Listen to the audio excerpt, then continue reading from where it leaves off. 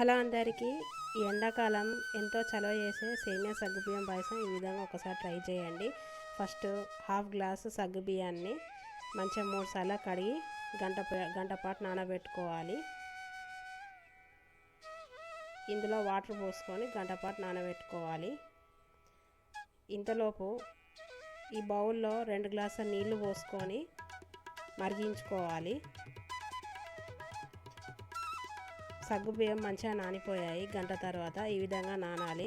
ఇలా వాటర్ మరుగుతుండగా మరిగే వాటర్లో ఈ విధంగా నానిన సగ్గుబియ్యాన్ని వేసుకొని పైకి తేలేంత వరకు ఉడికించుకోవాలి. ఈ సగ్గుబియ్యం పైకి తేలితే ఉడికినట్టు. ఆ సగ్గుబియ్యం ఉడికేలోపు ఇంకో బౌల్లో ఆవు నెయ్యి వేసుకొని ఇందులో 1 గ్లాస్ సేమియా వేసుకొని వేయించుకోవాలి.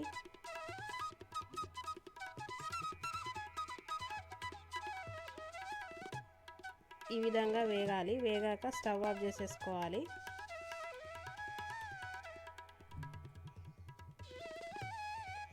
చూడండి, పైకి తేలుతుంది సగ్గుబియ్యం. ఇలా పైకి తేలితే ఉడికినట్టే. ఇందులో కాచి చల్లార్చిన పాలని యాడ్ చేసుకోవాలి. లీటర్ యాడ్ చేసుకున్నాను. ఆవు పాలను యాడ్ చేసుకున్నాను. బర్రెపాలైనా వేసుకోవచ్చు.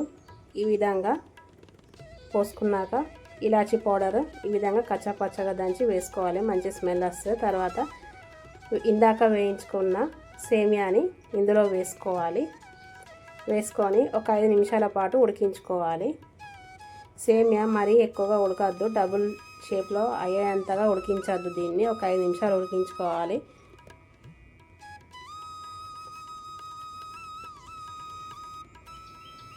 చూడండి, సేమియా ఉడికిపోయింది. 5 నిమిషాల తర్వాత ఈ విధంగా ఉడికితే సరిపోతుంది.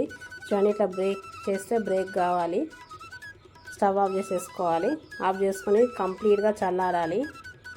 ఈ పాయసం అనేది మొత్తం కంప్లీట్గా కూల్ కావాలి. కొంచెం కూడా వేడి ఉండద్దు. తర్వాత ఆ చల్లారేలోపు బెల్లం తీసుకోవాలి.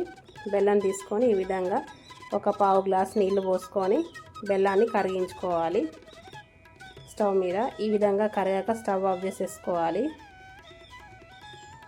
బెల్లం సిరప్ ఇలా తయారు చేసుకోవాలి. ఎటువంటి పాకం అవసరం లేదు. చూడండి, పాలు మొత్తం చల్లారాకనే ఈ బెల్లం అనేది ఇలా వడగట్టుకొని పోసుకోవాలి. బెల్లం సిరప్ అనేది ఈ బెల్లం పాకం.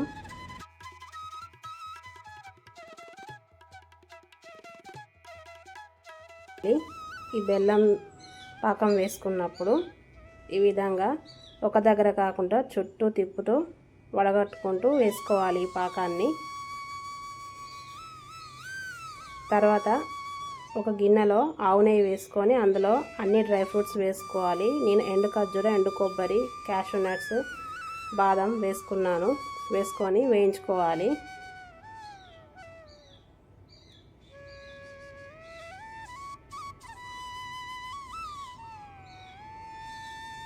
ఈ విధంగా వేగాక స్టవ్ ఆఫ్ చేసేసుకోవాలి. తర్వాత ఇందులో పాయసంలో వేసుకోవాలి. ఇందాక వేయించుకున్న డ్రై ఫ్రూట్స్ని వేసుకొని కలుపుకోవాలి. పాయసం అనేది పూర్తిగా చల్లారాకనే బెల్లం సిరప్ యాడ్ చేసుకోవాలి, లేకపోతే పాలు విరిగిపోతాయి.